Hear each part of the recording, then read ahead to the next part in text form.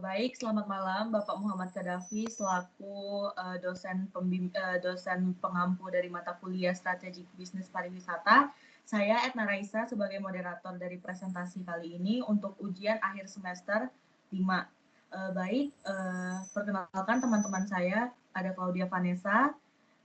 Boleh diangkat tangannya Claudia Vanessa. Oke, ada Muhammad Asadikul Aufa, ada Felix Hensya, dan ada Joviki Rahman. Baik, tanpa berlama-lama kami akan memulai presentasi ini. Saya mau menghidupkan ini dulu, share screen.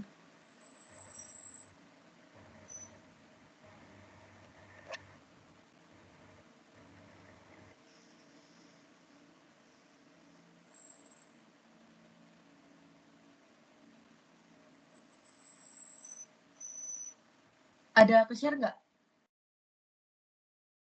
Ada. Oke. Materi kami yaitu adalah bisnis dari Janji Jiwa. Oke, sejarah Janji Jiwa. Silakan.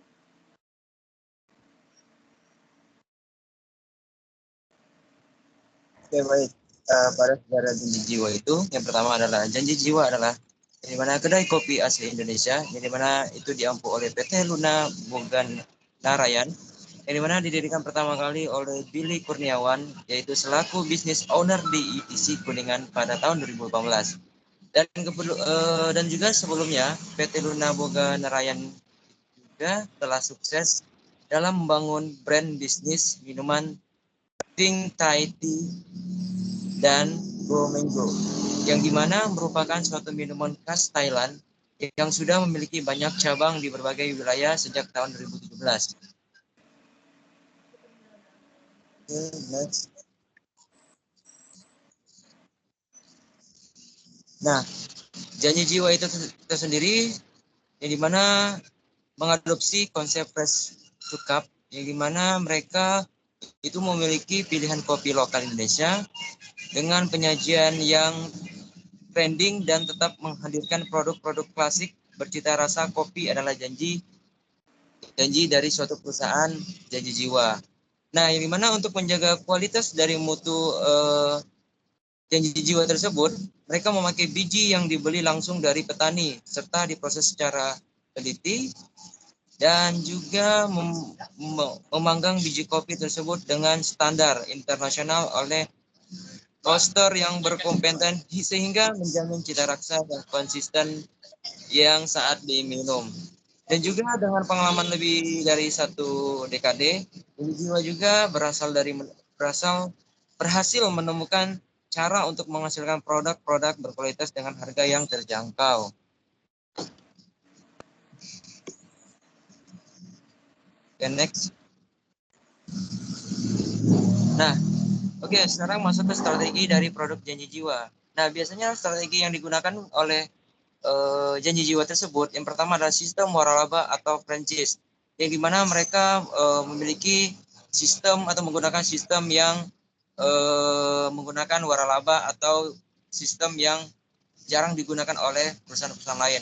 Yang kedua, mereka melihat kualitas produk, yang dimana kualitasnya itu melihat segmentasi pasar yang mana yang belum ada di Indonesia ini. Yang ketiga juga menciptakan dari inovasi, jadi menciptakan sebuah nilai-nilai yang belum ada terkait di Indonesia atau produk-produk yang belum muncul di Indonesia. Dan yang keempat yaitu kepuasan pelanggan. Nah, dari kepuasan pelanggan ini mereka melihat bagaimana kepuasan di produk lain, sehingga mereka mencari sisi yang menganggap mereka itu lemah untuk bisa menjadi mutu yang lebih nilai tinggi lagi. Nah, kemudian ada kelima, kedekatan dengan pelanggan, yaitu dengan bisa memberikan suatu diskon. Itu menjadi salah satu trik untuk agar bisa kita selalu berbaur dengan yang namanya konsumen dan pelanggan.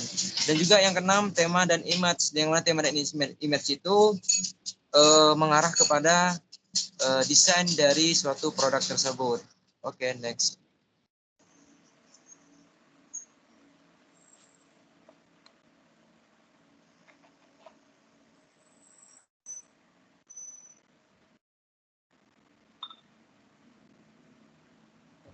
Alfa, Baik, silakan. selanjutnya market. Target Macet market ya? adalah target pasar utama atau tujuan utama dari konsumen yang dituju. Dalam kata lain, target pasar merupakan tujuan produk itu akan dipasar kepada siapa. Ulang. Sorry.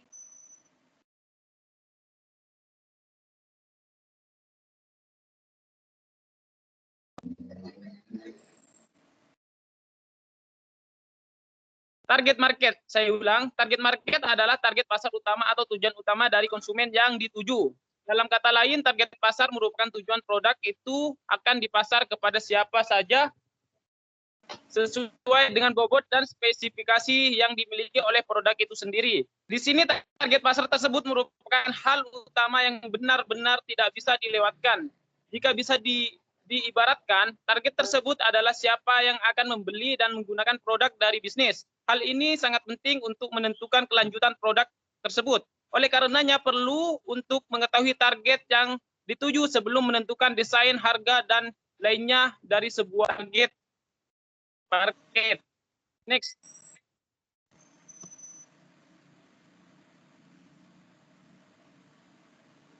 Baik, next.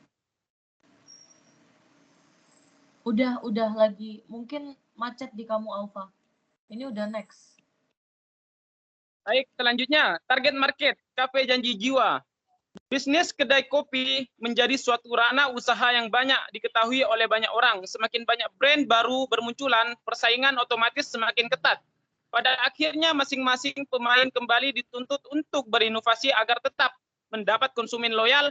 Lalu seperti apa kiat-kiatnya? Janji Jiwa merupakan kedai kopi yang menggunakan konsep grab and go sejak didirikan 2 tahun lalu. Janji Jiwa kini sudah memiliki 800 outlet di seluruh Indonesia berkat program kemitraannya. Lalu seperti apa target market yang diadopsi kopi Janji Jiwa ini? Next.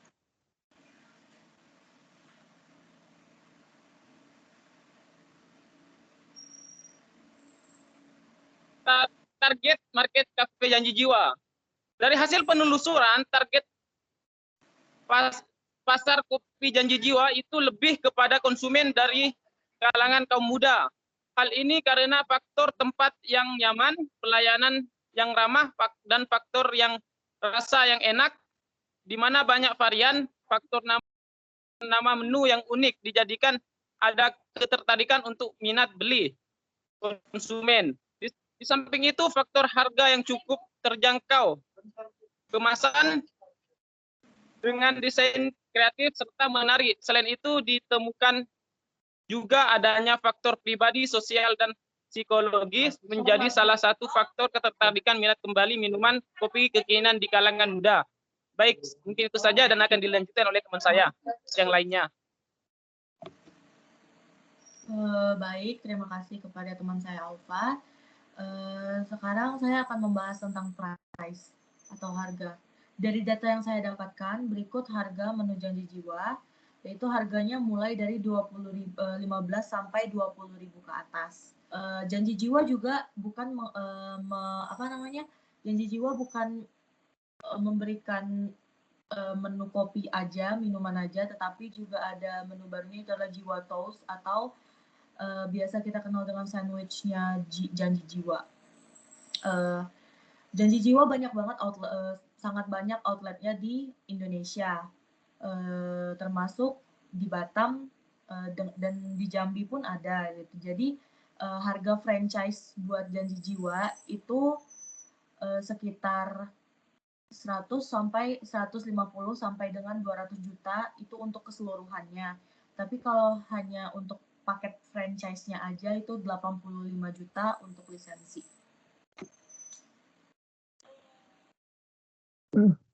Baik, saya lanjut dari Etna, yaitu adalah promotion. Sebelumnya sudah dijelaskan oleh teman saya juga, yaitu ada sedikit dari sistem waralaba atau franchise, juga ada dari kerjasama dengan brand-brand lain, yaitu yang saya ketahui itu ada satu, yaitu Saka Santan, yaitu brand ternama, jadi mereka bekerja sama untuk menambahkan tingkat promosi agar terkenalnya produk Janji Jiwa.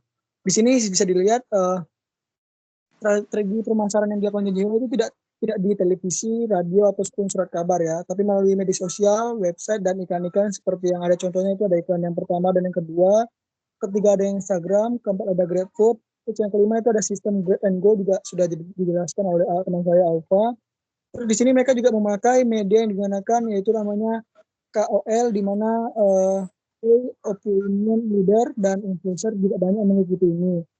Terus yang terakhir memasarkan dengan produknya yang dilakukan kerjasama dengan beberapa brand yang seperti saya jelaskan tadi. Hal ini dilakukan untuk mendapatkan terobosan yang akan menarik pelanggan atau minat pelanggan. Oke. Next ya. Oke. Baik, terima kasih Jo. Selanjutnya akan diteruskan oleh saya, Claudia Vanessa. Ini tuh dari segi gendernya, kalau ke promosinya itu Janji Jiwa lebih fokusnya ke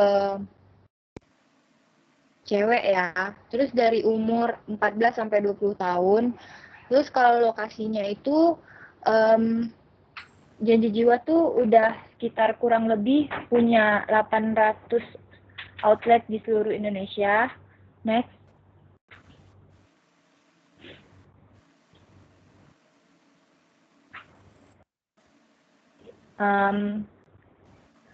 Gerai kopi Janji Jiwa telah mengantongi rekor muri karena bisa mencapai ini sebelumnya mohon maaf Pak, ini ada typo, sebenarnya ini 800 gerai dalam setahun. Gerai kopi Janji Jiwa sudah tersebar hampir di seluruh kota-kota besar yang ada di Indonesia termasuk Batam. Sekian dari kelompok kami, terlebih terkurangnya kami mohon maaf. Selamat malam. Selamat malam, Pak. Malam Pak. Malam Pak. Malam guys. Malam, Pak.